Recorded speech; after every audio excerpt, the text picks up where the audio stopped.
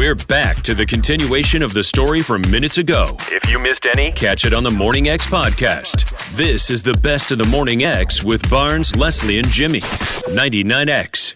Okay, we're back. This is talk time, and we're ready for caller number one. Go ahead, caller number one. Go ahead, caller number one. I think the guy died, Joe. You're on the air. Hey, Greg. Hey. Hey, what's your story? Many years ago, I used to live in Denver, and I hired one of my best friends from the Midwest to move out and work at the same place that I worked. And about a year later, a business associate got transferred from New York to Denver. And I thought these two guys would hit it off because my friend was from New York originally. So I introduced them, and we started hanging out a lot together. And one night, we're sitting in a bar talking, and it turns out these guys have the same birthday. But not only do they have the same birthday, they were born within 5 minutes of each other in the same hospital in New York City. What are the chances of that? Jeez. It was a little investigation. They found from checking the records of the hospital that they were in the nursery two cribs apart from one another for 3 days, and that was 30 years before. That's Twilight Zone material. Wow. Jeez. Quick question, Greg. Yeah. What's it like having 12-pound testicles? Listen to that voice. It can be cumbersome, but, with the proper support garments, it's all right. Listen to that voice. I know, he's got That a is voice. a deep voice. Those things must drag on the ground. Good for not you. right now. I'm driving to the airport. Why are you there, caller? I'm glad you waited. Hi. Hey, Meredith. Hi. Hey, what's your story? Well, I went to Georgia Tech, and I studied Russian while I was there. And so then I ended up in Moscow, and I hooked up with a girl that was a private student of my teacher.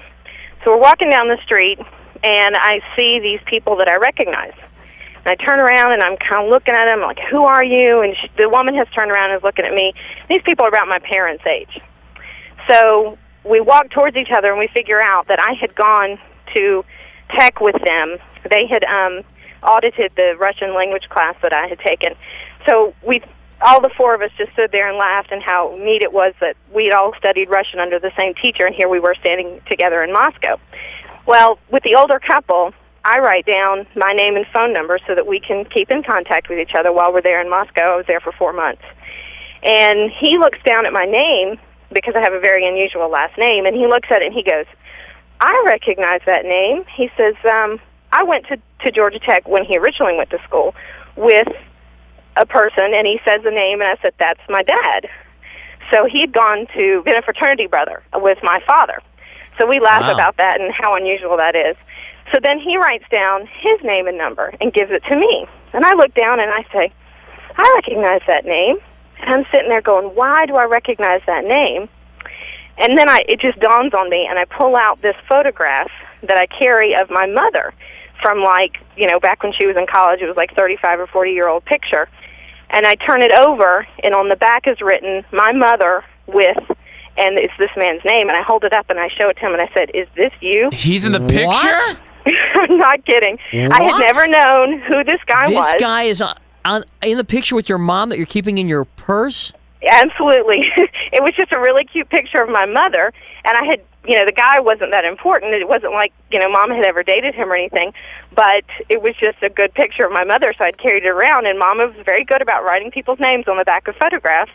So it said his name on the back of the photograph, and I showed it to him, and he's like, that's me and your mother. That is 30 years ago." incredible. I have to tell you, That is incredible. When the story started out, it was like, all right, so she bumped into a Right. classmate. She just bumped into figured somebody it that was she going knew in somewhere, Russia. though. But holy cow. That's strong.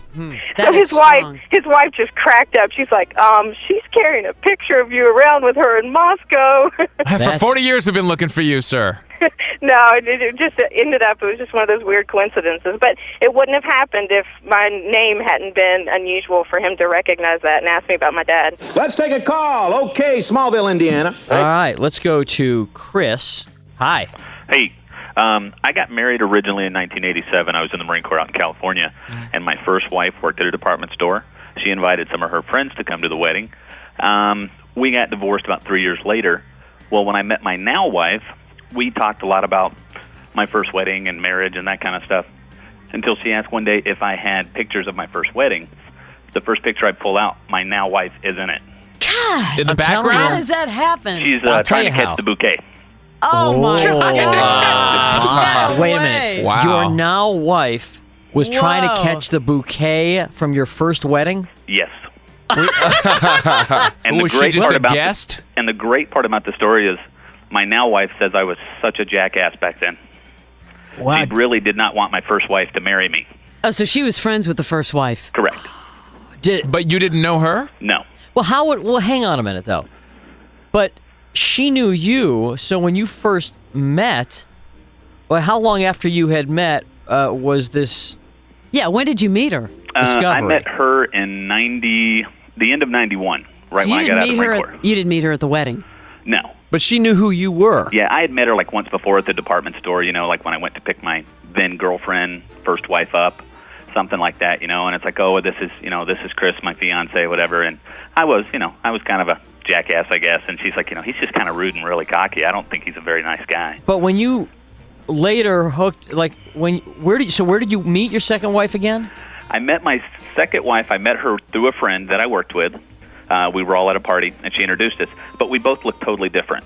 At the time in '87, I was Mullet man. 20 years old. Oh, no, I was in the Marine Corps, so I had very short hair. Oh, okay. Wearing a flat top, She didn't remember you? Hickamo flat top. So she didn't. She didn't remember him from that wedding. We talked a lot about the wedding, and she goes, I went to a wedding at March Air Force Base once, too, and we talked, and when I said, well, at the reception, they threw me in the pool. She goes, that must be a military thing to do. She goes, because they did that at this wedding that I went to. I wonder if when your second wife, when she realized who you were, that jerk from years ago, I wonder if in any way that made her rethink how she felt about you, because now she's like, oh, wait, but that guy was a big jerk. It's really funny, and I am. I do act a lot different now, but we both look totally different looking at the pictures, and neither one of us made the connection until, like I said, that very first picture we pulled out, and, it was really freaky. It's like one of those things that we look at, and it's like, wow. Random. Thanks a lot. The best of the Morning X.